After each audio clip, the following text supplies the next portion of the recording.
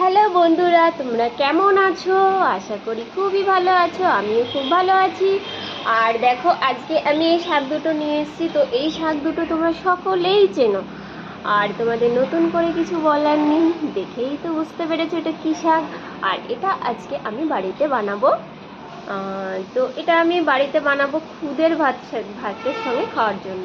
তো খুদ ভাত তোমরা কেউ খাও আমার মতো? খেতে পছন্দ করো? এই লাল শাক ভাজা হবে, মাছ ভাজা হবে, আর খুদের ভাত তোমাদের কাছে শেয়ার করবো পরের ভিডিওতে আমি খুদ ভাত রান্না করে। তো কে কে কে খেতে পছন্দ করো আমাদের বাড়িতে চলে এসো। আর কিছু বলার নেই।